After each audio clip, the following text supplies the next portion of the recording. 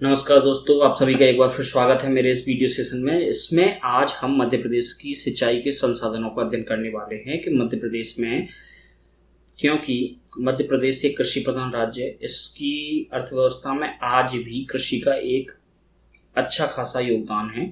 तो उस योगदान के लिए क्या चीज़ रेस्पॉन्सिबल होती है, वो है सिंचाई। तो इसीलिए सिंचाई के साधन मध्य प्रदेश के कंटेस्ट में ज़्यादा महत्वपूर्ण हो जाते हैं। तो मध्य प्रदेश की सिंचाई में कौन कौन से महत्वपूर्ण साधन हैं और उनका क्या क्या केंद्रीकरण है, कैसा डिवाइडेशन है, वो सारी चीज़ें हम यहाँ पे देखने वाले हैं। ठीक है,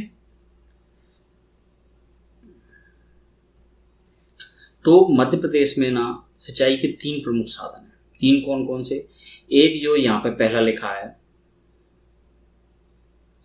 कौन सा? कुएं एवं नलकूप। इसके बाद कौन सा आएगा?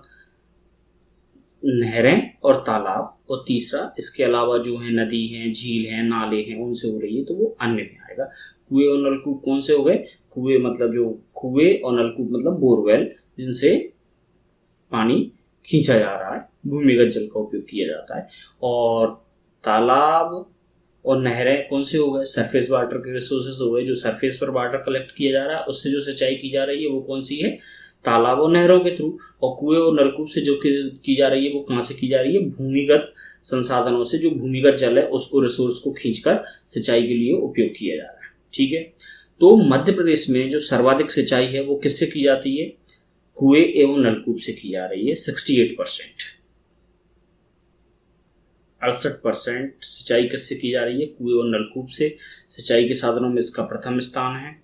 ठीक है, पश्चिमी मध्य प्रदेश में इनका सबसे अधिक संकेंद्रण है, क्योंकि मालवा के पठार में है। मालवा के पठार और जितना भी पश्चिमी एरिया है उस सब में क्या है कि कृषि का मालवा के पठार में संकेंद्रण अच्छा है, ज़्यादा सिंचाई की आवश्यकता होती है, लोग धान और ज़्यादा सिंचाई वाली फसलें करते हैं, इसीलिए वहाँ पर इनका संकेंद्रण और सिंचाई के रूप में इनका उपयोग, सिंचाई के संसाधन के रूप में इनका प्रयोग अधिकता से किया जा रहा है। एक कपिलधारा योजना थी, जो किसके लिए थी? ये कुआं निर्माण के लिए कपिलधारा योजना थी, जिसमें क्या किया जाता था? एक अनुदान प्रदाय किया जाता था। ठीक है, इसके बाद नेक्स्ट कौन सा है? नेक्स्ट आते हैं नहरें एवं तालाब। ठीक है, तो सिंचाई का ये दूसरा प्रमुख साधन है। 1950-51 में जो हमारी नहरी सिंचाई थी ना, वो थी 1.18 लाख, जो कि 2018-19 में बढ़ के कितनी हो गई है? 18 लाख हेक्टेयर हो गई है। मध्य प्रदेश में सर्वाधिक नहरों से सिंचित क्षेत्र कौन सा है? तो वो कौन सा है? चंबल का क्षेत्र। ग्वालियर चंबल रीजन में सबसे ज्यादा चंबल नहरों के कारण सिंचाई होती है। इसीलिए क्या है कि नहरों द्वारा सर्वाधिक सिंचित क्षेत्र जब पूछा जाता है तो आंसर क्या होगा? चंबल का क्षेत्र। ठीक है, या चंबल संभाग। ठीक, इसके बाद तालाब देखें तो तालाब, इससे टोटल ओवरऑल कितनी हो रही थी? 68% हो रही थी कुएं और नलकूपों से, और 20% हो रही है किससे? नहरें एवं तालाबों से। ठीक है, अब तालाब आते हैं तो तालाबों का संकेंद्रण सर्वाधिक कहाँ पे है? सिवनी और बालाघाट में है। तीसरे प्रमुख रिसोर्सेज हैं, दूसरे पे नहरें आ गई, तीसरे पर कहाँ आ गए? क्या आ गए? तालाब आ गए। ठीक है, इसके परिप्रेक्ष्य में दो योजनाएं लिखी हैं यहाँ पे। एक तो बलराम ताल योजना 2007 और मेरा खेत मेरी माटी योजना 2014। ठीक है, ये कृषि सिंचाई हेतु तालाब निर्माण की योजनाएं थी। ठीक है, बलराम ताल 2007 और मेरा खेत मेरी माटी योजना 2014। ठीक है,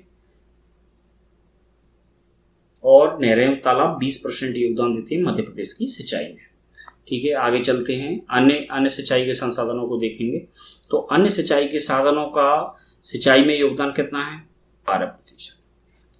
68% कुएं एवं नलकूप का, 20% तालाब और नहरों का। ठीक है, और 12% है अन्य का। इसके तहत क्या आते हैं? नदी, नाले, झीलें, झरने, पोखर, जिनसे किया जाता है वो सब इसके अंतर्गत आते हैं। ये कहाँ पे? सागर, दमोह, पन्ना, कटनी, उमरिया, शहडोल जिले में इससे सिंचाई अधिक की जाती है। ठीक है, इसके बाद सिंचाई से अन्य महत्वपूर्ण जो तथ्य हैं सिंचाई के मामले में, उन्हें हम देख लेते हैं। तो कौन कौन सी है? सबसे पहला है, मध्य प्रदेश में सिंचाई उद्वहन निगम की स्थापना कब हुई थी? 1976 में, 1976 में सिंचाई उद्वहन निगम की स्थापना। नर्मदा प्राधिकरण से संबंधित जो भी है वो हमने नर्मदा के कंटेस्ट में जब पढ़ा था, क्या नर्मदा नदी पढ़ी थी और नर्मदा की नदी घाटी परियोजना पढ़ी थी, तब वो चीज़ें पढ़ ली हैं। ठीक है, इसके बाद क्या है, ग्वालियर राज्य के तत्कालीन महाराज ने सन 1905 में पहली बार सिंचाई विभाग की स्थापना की थी। फैक्ट है, याद करने हैं सीधे सीधे, ठीक है। मध्य प्रदेश की पहली नगर नहर कौन सी है? बैनगंगा नहर है, जो हमने पढ़ ली थी 1923 में, ठीक है, बालाघाट में। और पहला सिंचाई टैंक या सिंचाई तालाब बोले तो वो कौन सा था? पालकमती टैंक है, रायसेन का, 1933 के आसपास इसका निर्माण हुआ। दूसरा है मुर्रम नाला बालाघाट, जिसका 1936 में निर्माण किया गया। और मुरैना जिले के पास पगारा गांव में जो आसन नदी पर बना पगारा बांध है ना 1940-44 में, तो वो बृहद उदाहरण है कहेगा प्रथम सिंचाई परियोजना का बृहद उदाहरण है। कौन सा? मुरैना जिले के पगारा गांव में आसन नदी पर बना हुआ बांध, ठीक है। इसके बाद मध्य प्रदेश की पहली बहुउद्देशीय नदी घाटी योजना कौन सी थी? ये तो क्या था? सिंचाई परियोजना का उदाहरण था।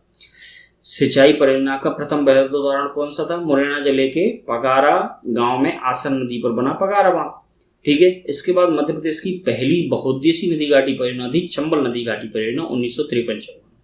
और प्रदेश की पहली अंतरघाटी परियोजना चूरल परियोजना है। सबसे कम सिंचाई प्रतिशत वाला जिला कौन सा है? डिंडोरी, केवल 1.8% सिंचाई होती है। और सर्वाधिक सिंचाई वाला जिला है होशंगाबाद, 77%। और माननीय मुख्यमंत्री श्री शिवराज सिंह चौहान जी ने 2 अप्रैल 2006 को रतलाम के जामण में एक जलाभिषेक अभियान का आरंभ किया था। इसमें क्या किया था जलाभिषेक अभियान में कि जो पुरानी जल संरचनाएं हैं जो कि अब विलुप्त हो गई हैं, उन्हें पुनर्जीवित करने का लक्ष्य रखा गया था जलाभिषेक अभियान में, जो 2 अप्रैल 2006 रतलाम से इसका प्रारंभ किया गया था, ठीक है। आगे देखते हैं मध्य प्रदेश की प्रमुख नहरें। तो मध्य प्रदेश की प्रमुख नहरें कौन कौन सी हैं? चंबल नहर है, हमें पता है किसको सिंचित करती, किस नदी पे? चंबल नदी पर है। भिंड, मुरैना, श्योपुर, ग्वालियर, मंदसौर और नीमच को करती है। तवा नहर तवा नदी पर बनी है, कहाँ पे? होशंगाबाद को सिंचित करती है। हलाली है, हमने पढ़ी थी हलाली नहर, तो वो किसको? विदिशा और रायसेन को करती है। इसकी किसकी? बेतवा की सहायक नदी है हलाली, कहाँ पे? रायसेन। और ये विदिशा और रायसेन को सिंचित करती है हलाली परियोजना। इसके बाद बारना है, बारना भी रायसेन से निकलती है, ये सीहोर रायसेन को सिंचित करती है बारना नहर। बैनगंगा नहर बैनगंगा नदी पर है, बालाघाट और महाराष्ट्र को सिंचित करती है। इसके बाद है दजला देवड़ा नहर, ये ध्यान रखना, ये थोड़ी सी क्या है, ये तो हम सब ऊपर वाली पढ़ चुके थे, कहाँ पे? नदी घाटी परियोजना में। दजला देवड़ा जो नहर है वो किस पे है? कुंदा नदी पर है, खरगोन में। कुंदा नदी पढ़ी थी हमने, नर्मदा नदी की सहायक नदी। तो दजला देवड़ा नहर कहाँ पे? कुंदा नदी पर, और खरगोन से लाभान्वित जिला है। इसके बाद है साटक नहर, जो किस पे है? साटक नदी पर है, ये भी खरगोन जिले में है। माही नहर है, माही नहर माही नदी पर झाबुआ और धार को सिंचित करती है। इसके बाद नर्मदा नहर है, तो नर्मदा नदी पर होगी स्वाभाविक रूप से, और खंडवा, खरगोन, बड़वानी 3 जिलों को सिंचित करती है। ये मध्य प्रदेश की प्रमुख नहर है। तो दजला देवड़ा किस पर है? दजला देवड़ा कुंदा नदी पर, खरगोन में। साटक नहर साटक नदी पर, खरगोन में। माही नहर माही नदी पर। और लावानबाद जिले कौन से हैं? धार और झाबुआ। नर्मदा नहर खंडवा, खरगोन, बड़वानी, ठीक है। तो ये हो गई मध्य प्रदेश की प्रमुख नहर। अब चलें थोड़े से आगे कि जो मध्य प्रदेश के सिंचाई का प्रबंधन है, जो नहरें बनी, तो नहरों से जो सिंचाई हो रही है उसके प्रबंधन के लिए क्या है? समितियां बनाई गई। तो उन समितियों की व्यवस्थाएं कैसे की गई? तो राज्य सरकार ने क्या बनाया? मध्य प्रदेश सिंचाई प्रबंधन में कृषक भागीदारी अधिनियम 1999 पारित करके सिंचाई व्यवस्था की देखभाल किसको दे दी? उपभोक्ताओं को फॉर्म में सौंप दी कि आप अपनी समिति बनाइए। एक त्रिस्तरीय ढांचा खड़ा किया, इसमें जल उपभोक्ता संगठन, वितरण समिति और परियोजना समिति, ये 3 त्रिस्तरीय ढांचा है। इनके चुनाव वगैरह होते हैं और ये आपस में फिर जल के प्रबंधन के बारे में विचार करते हैं और उसे मैनेज करते हैं, ठीक है। ये हो गई सिंचाई प्रबंधन समितियां किससे बनी है? मध्य प्रदेश सिंचाई प्रबंधन में कृषक भागीदारी अधिनियम 1999 के, ठीक है। आगे चलते हैं, आगे चल के देखते हैं कि सिंचाई के क्षेत्र के लिए कौन कौन सी योजनाएं कार्यान्वित हैं, ठीक है। तो 2 हैं जो मध्य प्रदेश में अभी वर्तमान में लागू हैं। कौन सी? प्रधानमंत्री कृषि सिंचाई योजना। इसमें क्या है? इसके 4 अलग अलग वो है स्ट्रीम्स हैं। जैसे मनरेगा द्वारा भी इसे किया जा सकता है,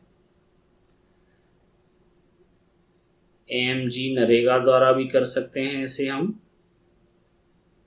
और इसके बाद पर ड्रॉप मोर क्रॉप,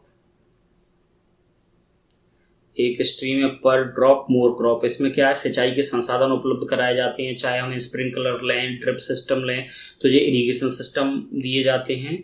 और कुछ वाटर कंजर्वेशन से संबंधित हैं, जो सरफेस वाटर को कलेक्ट करने और जल संचय से संबंधित हैं। इस तरीके से इसकी 4 स्ट्रीम है किसकी, प्रधानमंत्री कृषि सिंचाई योजना। ये केंद्र प्रवर्तित योजना है, मतलब इसमें केंद्र का अंश कितना है, 60% और राज्य का अंश 40% रहता है। इसके बाद एक नलकूप खनन योजना, ये राज्य सरकार की योजना है। इसमें कुछ 15-20 हज़ार के आसपास अनुदान दिए होता है नलकूप के खनन पर। ठीक है, तो इस तरीके से ये मध्य प्रदेश में सिंचाई का अपना चैप्टर खत्म होता है। अब नेक्स्ट वीडियो मिलेंगे। Thank you very much.